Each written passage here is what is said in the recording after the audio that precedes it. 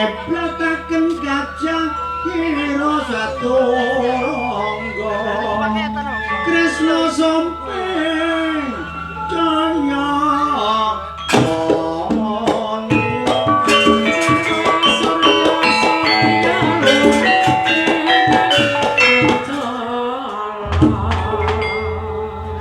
duh kukulun kita kok duka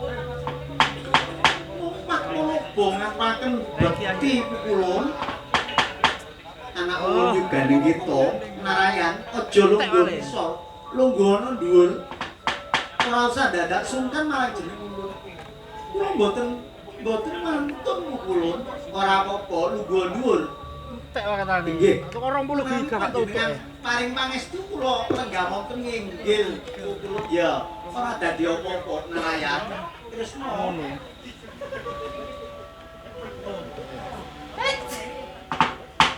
Pukulun kula menika kala wau kautus nuweni dhateng Pertap Kayangan Sabta Perkala menawi kayangan dipun gebak Nalendra saking pusir bumi Prabu Wisangkala utawi Nagawasa anak ulun yuganing kita Kresna bener kaya mangkono jeneng ulun dhewe kaya-kaya wis kepati ora bisa ngalahno kekuatane wong kang saka negara pusir bumi iki anak anggil duh pukulun mboten wonten kegiatan menika mbot saged dikalahaken mboten wonten sedaya wonten unggul wonten apes lah apes utawi kasoranipun kaprawiranipun Prabu Wisangkala menika inggih wonten jabang bayi ingkang dipun kandhut kelawan Yayi Nagagini brayatipun Adi Werkudara anak ulun yuganing kita pancen yang bener kaya ngono anak ulun carane kaya ngopo amit sewu pukulun dewa kirangane napa kula nyuwun mijilipun ponang jabang bayi Nagagini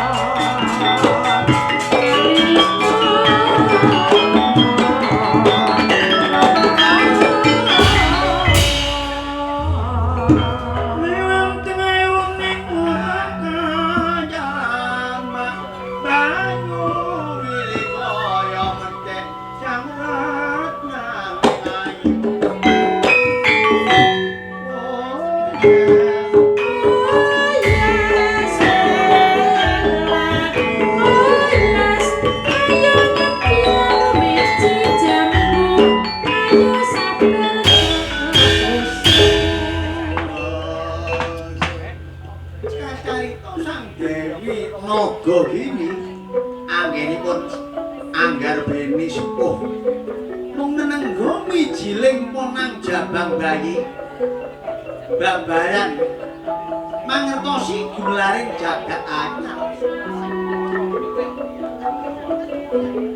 dipun reka daya ante sageting dinten sapunika babaran ponang jabang bayi Dewi Nagasindya nggih Gusti godhoko banyu Mbak godhoko banyu mengko kanggo ngedusi jabang bayi nggih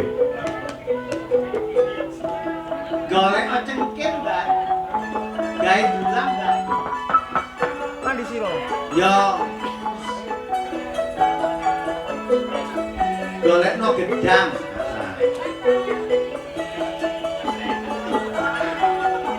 carita Dewi Naga kini ingkang badhe ambabaraken lawang siji lawang telu bukan lawang pitu lawang songo lho onang jabang bayi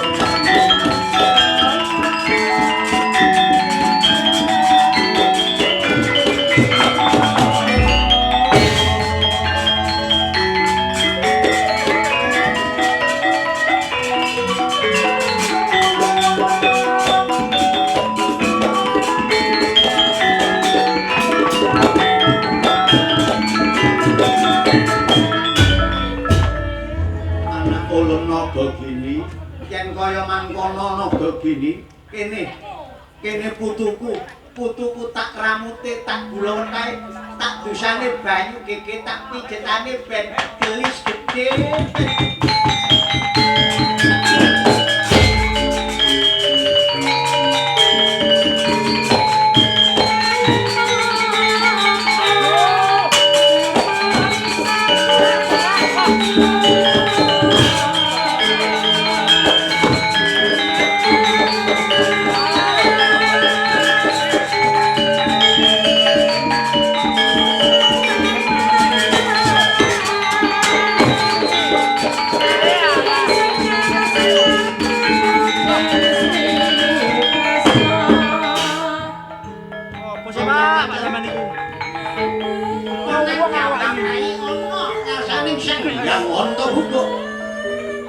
dipun untal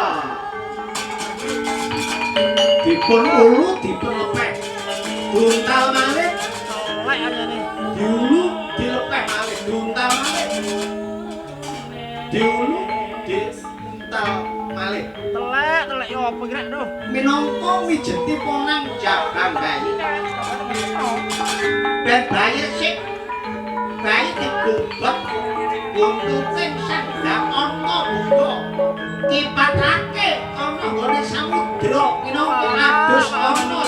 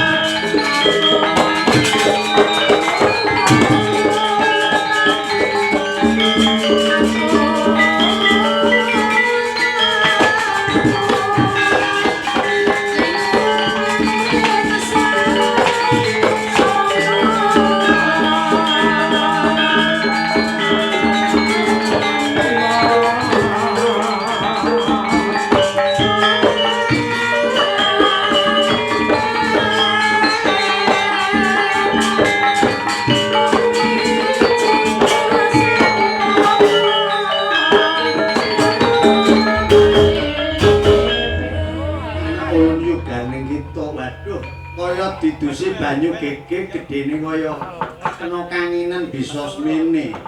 Ger. Putuku nger, putu-putusan ora ana sing bisa nyuwargakno. Wong tuwa yen kejaba putuku nger. Apa nek dawuh para winasih yen putusan anak njaluk ora dituruti. Tapi lek putu sing njaluk mesti dituruti. Kula. Nger. Yen kaya ngono tak jenengno Raden Jangkar Bumi. Ayo. Ana wong kang ganggu gawe marang pertapan diarani Prabu. Wisangkala Yanaga Pasa aku njaluk gawemu ya ngger perjaya pati sang Nagara.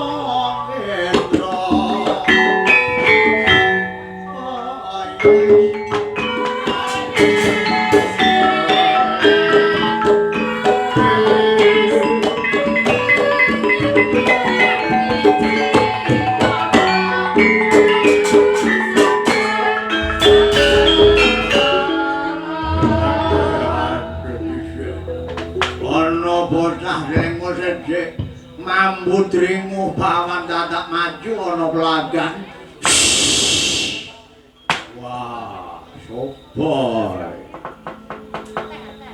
Alon dhisik apa iki kang diaraning Prabu Wisangkala Yanaga Wasa ratu ing pusar bumi. Yo, aku ratu pusar bumi. Sumingkira saka kene ndi?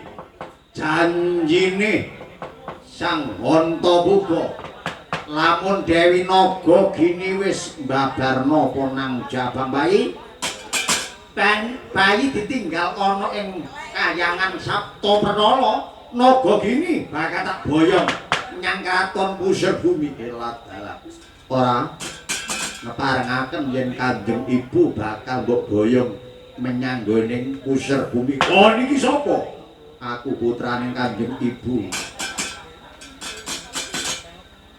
Naga Gini kang aran Raden Hanantarja aran. Wah, yen kaya ngono kelilip iki manggon ana awakmu Antarja caplak anding-anding ora pernah panggonane tak tikas.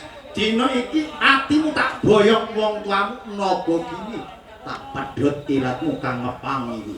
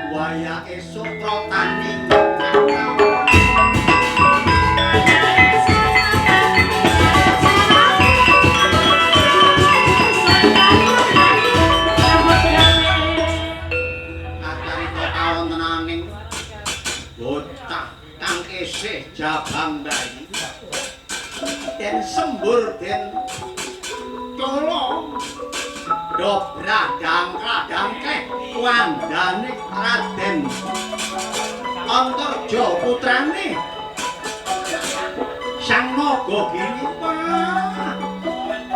tatune ngarang keranjang badan kujur sembur pas racun kaya adus kebles ragane Raden Antarja kaya ketelasan upas kaya ketelasan racun Sang Prabu Wisangkala ora tu ngomong yang angganing Raden Antarja saya bakoh saya kuat ora tegas ing samu barang ing landhep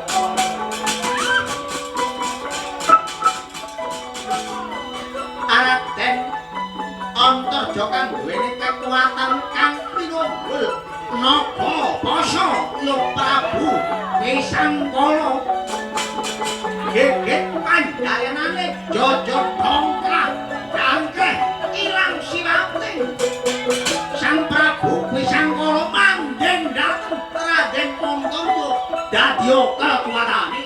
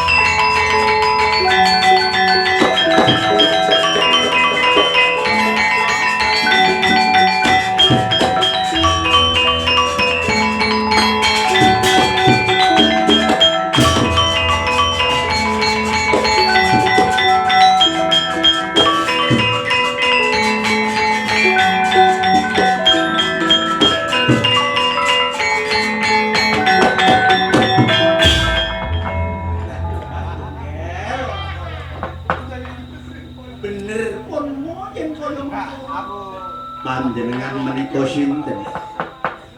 Panjenengane rusak iki pernah kadang reda dene wong tuamu Werkudara. Wong tuamu Bimasena. Wah, bapakku Sena ana ndi wo? Raden Antarja kudu basa marang jenengmu. Awit tuwa iki pernah tuwa. Inggih, nyuwun pangapunten menawi kados ngaten. Yen ibumu wis ora ana sing kotak apik maneh tegese sakta pratala padha tentrem ya. Ah, yen kaya ngono pamita menang eyangmu Yang Antabuga. Ayo manjing tentrem ana negara Ngamarta. Nganti tekane wong tuamu kang wargakno eyangmu Pandhu Dewanata besonake swarga kang Tundasana.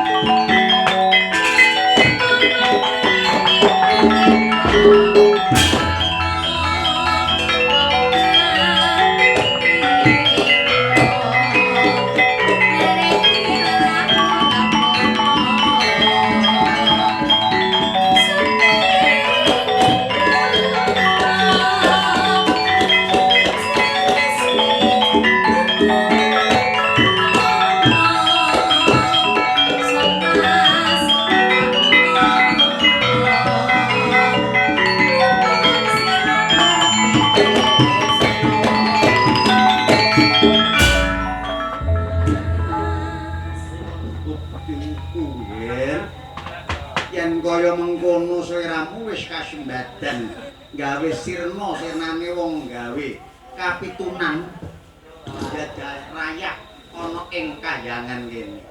Mula yen jeneng sira kepengin ngolati wong tuamu ana negara Ngamarta ya nggih iki tak gawani sing jarane cincin mustikaning bumi. Ha, yen wis tak gawani cincin mustikaning bumi, sak waya-waya ketemu wong tuamu bakal ngandel yen Raden Antarjaya Jangkar Bumi iku putra saka kahyangan Saptaperkala. Eyang menawi kados ngaten kula tampi cincin mustikaning bumi. Eyang kula daya-daya pamit badhe ngulati kanjeng.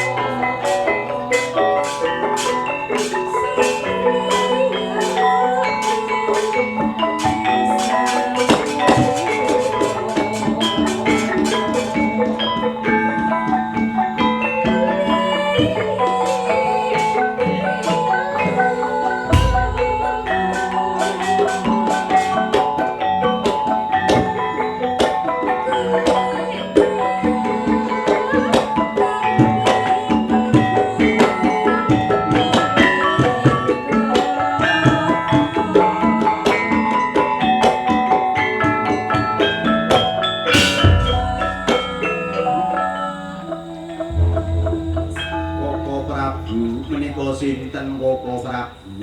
Yaisipun menika putrinipun Yayi Nagagini ingkang pinatut-patut kelawan Yayi Werkudara. Sena,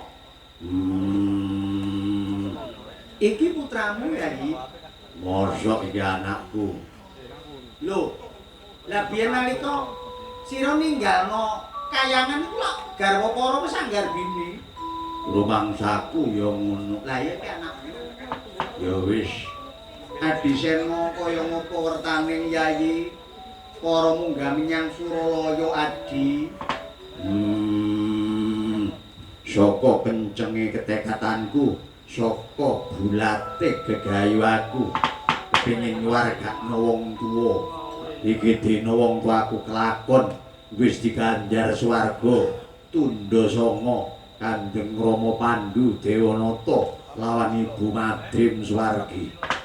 Adi Sena, lelakon kang kaya kene iki minangka kena kanggo tepo palu pituwada kanggo tuladaning manungsa kang bebrayan ana ing alam donya aja mung ngrasakake kenikmatan nanging gelem ngudi rasane eling marang sapa sing menehi kenikmatan ora liya mung akuanira saklara.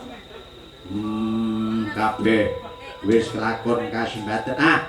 Yen wis kasembatan wong tuamu wis manggon ana ing swarga kaya padha kanggeng tentrem ayem memuji marang gegayuhaning Gusti, memuji marang Dat kang agung, pira-pira kanugrahan keberkahan kang wis diwenehna mung ngaturaken puji-puji asesanti Sena. Ya aku manut marang Jendeng kakakku. Ayo Yayi padha manempung diya ngarani Gusti kang amung tuwa Yayi.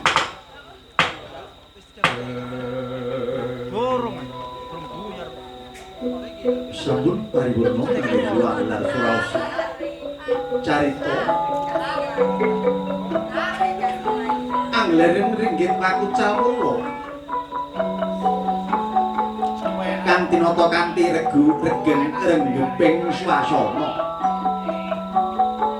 Ingkang mula kita dadi sesirik ingkang becik kita dadosaken tepo palu pituwada. Suraken wonten ngarsaning Gusti ingkang amung tuwuh mugi slameta ingkang nanggap, slameta ingkang ditanggap, slameta sedayane ingkang amirsani. Mugi sedaya pinaringan teguh kukuh bakuh rahayu wilujeng slamet gangsar anggone kados pangupuk jiwa lancar anggoning dedagang layar.